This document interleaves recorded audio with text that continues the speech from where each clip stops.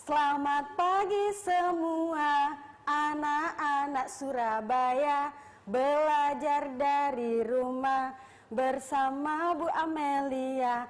Ayo siapkan diri, lihat SBO TV. Ayo kita mulai belajar. Halo anak-anak Surabaya yang hebat-hebat dan penuh semangat. Nah, apa kabarnya kalian hari ini? Tentunya pasti tetap semangat ya.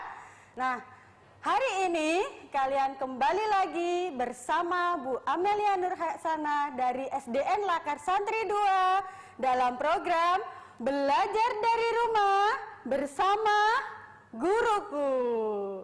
Ya, anak-anak, apakah kalian sudah tahu jadwalnya kita belajar apa ya hari ini?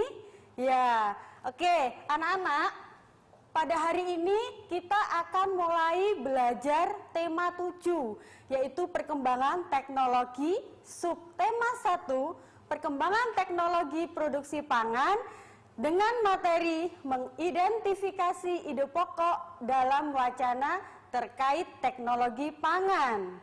Nah, sebelumnya kita berdoa dulu ya anak-anak, supaya apa yang akan kita pelajari nanti bisa dipermudah oleh Allah Subhanahu wa Ta'ala. Oke, anak-anak, kita berdoa dulu ya. Dipimpin sama Bu Guru di sini.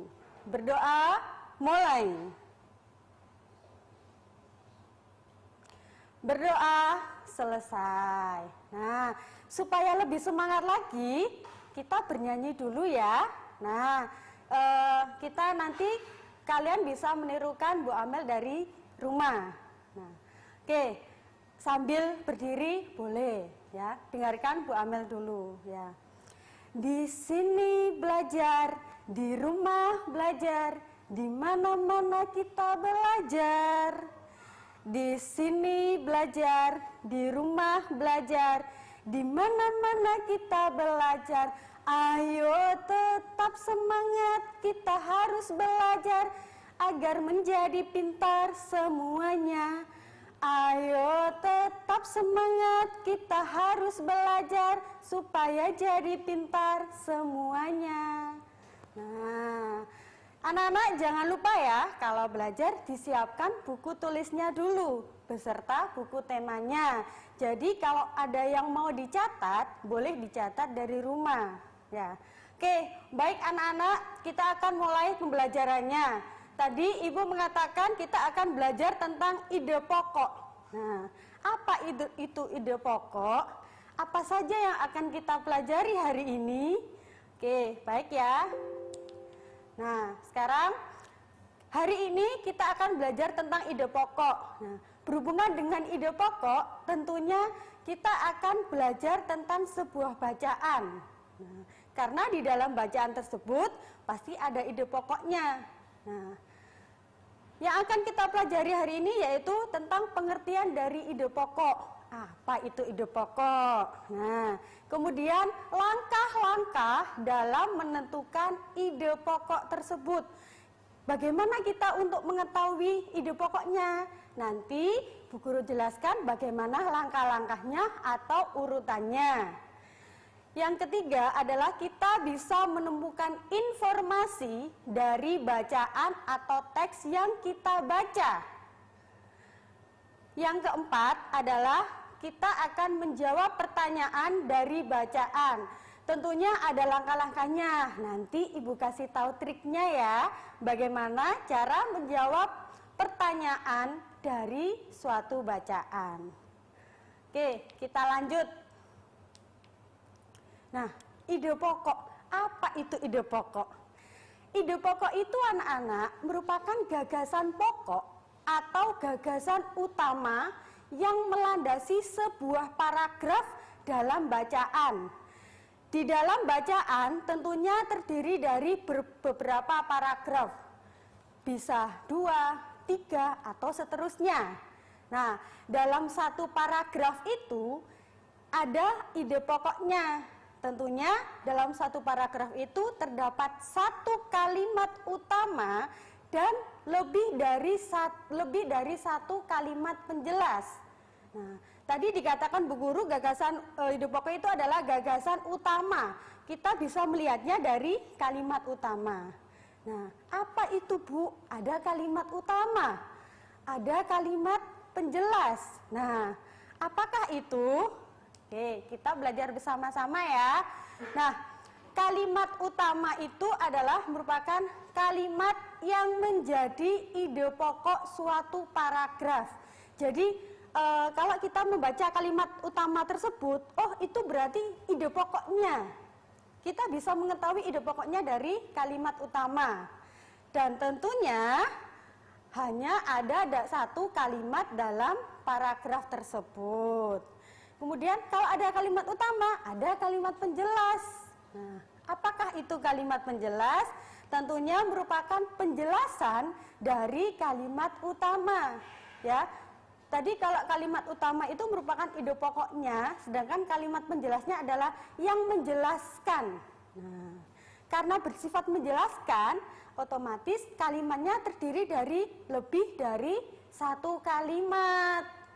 Nah, dari beberapa kalimat utama itu, tiap paragrafnya jika ditulis menjadi satu, maka akan membentuk ringkasan atau kesimpulan.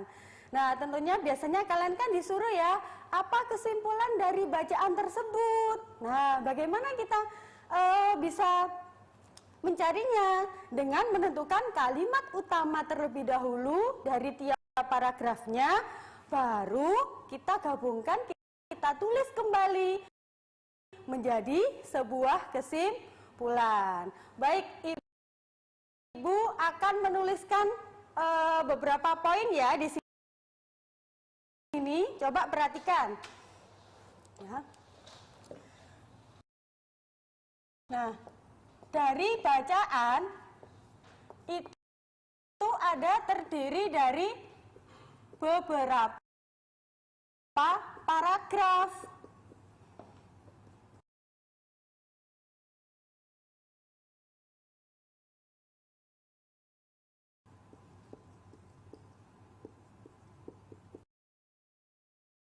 Nah, terdiri dari beberapa paragraf. Nah, dalam satu paragraf itu terdiri satu kalimat utama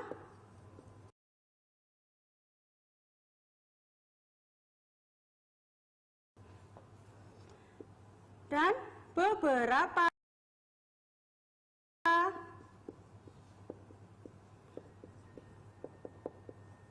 kalimat penjelas.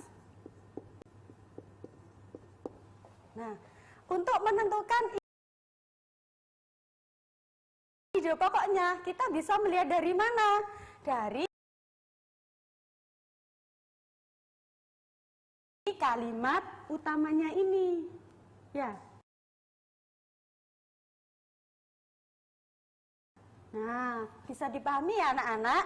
Jadi untuk menentukan bagaimana ide pokoknya, kita harus menentukan dulu kalimat utama dan kalimat penjelas. Nah, anak-anak, kita akan bertemu kembali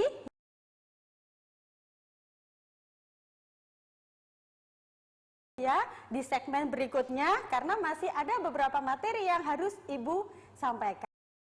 Tetap semangat ya, dan tetap dalam program Belajar dari Rumah bersama Guruku. Hai anak Surabaya yang hebat-hebat dan penuh semangat. Kembali lagi dengan Bu Amel dalam program Belajar dari Rumah bersama Guruku. Baik anak-anak, kita akan melanjutkan materi berikutnya. Kalau tadi kalian sudah mencermati bagaimana kalimat utama dan kalimat penjelas. Nah, kenapa kita harus mempelajari kalimat tersebut?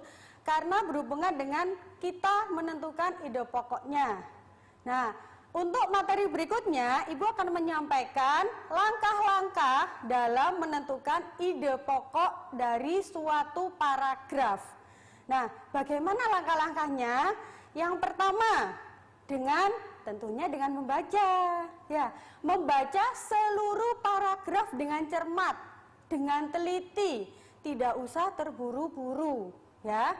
Nah, kemudian mencermati dulu kalimat pertama sampai terakhir, sehingga nanti kita bisa menentukan kalimat utamanya yang mana, kalimat penjelasnya yang mana. Nah, setelah itu kalian baca kalimat demi kalimat hingga kamu menentukan ide pokok paragrafnya. Kalau kalian sudah bisa menemukan kalimat utamanya, pasti bisa menemukan ide pokoknya. Nah, kalau sudah menemukan, kamu bisa menandai. Nah, menandai ide pokoknya dari setiap paragraf tersebut. Nah, kemudian kalian juga harus menandai info penting dalam paragraf. Nah, tujuannya apa di sini? Kalau kita disuruh menyimpulkan atau menceritakan kembali bacaan tersebut, kita bisa mempermudah kita untuk menulis ringkasan atau kesimpulan tersebut. Nah, langsung saja ya, Ibu beri contoh. Ini ada bacaan, tentunya bacaan di buku tema kalian. Kalian bisa buka buku tema kalian. Nah, judulnya adalah Teknologi Pangan. Bu Guru bacakan di paragraf yang pertama dulu ya. Alam Indonesia sungguh kaya. Kacang, kedelai, jagung, dan kelapa adalah hasil pertanian. Telur, daging, dan susu adalah hasil peternakan. Semua itu adalah sumber pangan kita. Pangan artinya makanan. Alam Indonesia menyediakan sumber pangan kita. Nah, kamu lihat di situ ya, di situ kan Bu Guru tandai ya, Bu Guru beri garis bawah atau underline. Nah, underline di situ kalimatnya adalah alam Indonesia menyediakan sumber pangan kita. Nah, kenapa itu jadi kalimat utama atau jadi ide pokoknya? Ya, karena di situ merupakan kalimat utamanya, di mana di kalimat sebelumnya itu dijelaskan sumber pangan kita itu dari mana saja. Dari hasil pertanian, dari hasil peternakan. Jadi ide pokok pada paragraf pertama di situ adalah alam Indonesia menyediakan sumber pangan kita. Paragraf yang kedua, Bu Guru bacakan lagi ya. Hasil panen dan ternak yang melimpah memberi makanan yang cukup bagi kita. Akan tetapi hasil pertanian dan peternakan tidak dapat bertahan lama. Makanan itu dapat membusuk. Makanan busuk harus dibuang. Hasil panen harus diolah agar tidak cepat membusuk. Nah, kamu bisa melihat yang Bu Guru tandai itu adalah yang merupakan ide pokok dari paragraf yang kedua. Hasil panen dan ternak yang melimpah memberi makanan yang cukup bagi kita, ya. Makanannya berupa apa? Nah, itu ada daging, telur, susu, dan lain sebagainya. Nah, itu adalah contoh, ya. Kita menentukan ide pokoknya. Jadi, ingat langkah-langkahnya tadi ya, dibaca dulu dengan teliti, kemudian kalau bisa diberi garis bawah atau underline. Nah, berikutnya adalah menjawab pertanyaan berdasarkan bacaan. Nah, ini ada langkah-langkahnya juga anak-anak. Nah, langkah-langkahnya bagaimana? Yang pertama adalah, yang penting adalah baca dan pahami dulu tiap soal yang ditanyakan. Nah, jadi kita membaca dulu. Soal yang pertama itu menanyakan tentang apa? Baru kemudian cari istilah kata yang mau ditanyakan. Ini ada contoh di sini ya. Apa arti dari pangan? Nah, istilahnya berarti di situ kita disuruh arti pangan. Baru kita melihat di paragrafnya, ya. Cari kata atau istilah tersebut di dalam teks atau bacaan. Terletak di paragraf mana? Kalau perlu bisa diberi tanda atau underline. Nah, langsung aja kita ada contoh bacaan yang tadi ya. Tidak usah dibacakan Bu Guru lagi ya. Nah, ini kita langsung aja bahas untuk yang pertanyaan. Nah, pertanyaan yang pertama kita lihat, apakah arti dari pangan? Nah, berarti kata kuncinya di situ adalah arti pangan. Kita cari di paragrafnya. Nah, di situ ternyata ketemu ada pada paragraf yang pertama, kata pangan. Pangan artinya makanan, beri garis bawah. Supaya apa? Memudahkan kita untuk menyalin di jawabannya. Jadi, untuk pertanyaan apakah arti dari pangan? Jawabnya adalah pangan, artinya makanan. Kita bisa menentukan ya dari paragraf mana. Berikutnya yang kedua adalah apakah hasil panen pertanian dan peternakan dapat bertahan lama? Nah, kita lihat di situ kata kuncinya adalah hasil panen pertanian dan peternakan. Kita cari di paragrafnya. Ada di paragraf berapa? Nah, oh ternyata ada di paragraf kedua. Di situ sudah Bu Guru beri tanda ya.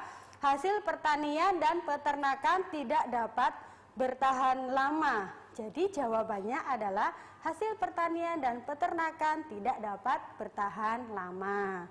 Oke, pertanyaan yang ketiga, bagaimana cara mengolah hasil panen? Mengolah hasil panen itu dilakukan dengan teknologi pangan. Nah, sudah jelas di situ ada di paragraf yang ketiga. Yang keempat, apa saja contoh makanan yang terbuat dari kacang kedelai? Ayo, terletak di paragraf mana? Iya, di paragraf 4 ya, di situ sudah Bu Guru beri tanda ya, menjadi tahu, tempe, dan kecap. Yang terakhir, apa manfaat dari teknologi pangan? Nah, kata kuncinya berarti manfaat teknologi pangan. Kita cari di paragrafnya. Oh, ternyata ada di paragraf yang keempat di situ, teknologi pangan mengolah makanan agar tahan lama. Nah, anak-anak, kita akan melanjutkan materi berikutnya ya. Di segmen berikutnya, jangan kemana-mana. Tetap di program Belajar dari Rumah bersama Guruku. Hai anak Surabaya yang hebat-hebat dan penuh semangat. Kembali lagi dengan Bu Amel dalam program Belajar dari Rumah bersama Guruku. Nah, kita akan melanjutkan materi berikutnya ya anak-anak. Nah, kalau tadi kita sudah menentukan ide pokok, menjawab pertanyaan. Hal berikutnya adalah menemukan informasi. Nah, ada beberapa 5 hal tentang teknologi pangan yang bacaannya tadi kita sudah baca bersama-sama. Yang pertama adalah dalam pengolahan makanan menggunakan ilmu pengetahuan. Kemudian yang kedua adalah bermanfaat bagi kehidupan. Yang ketiga, dapat menghasilkan makanan yang baru. Yang keempat, teknologi pangan dapat mengolah makanan agar lebih tahan lama. Dan yang terakhir adalah dapat menjaga agar makanan tidak cepat membusuk. Nah, ini adalah beberapa olahan makanan yang menggunakan teknologi pangan dari bahan dasar kacang kedelai, buah apel, bandeng, daging sapi, stroberi.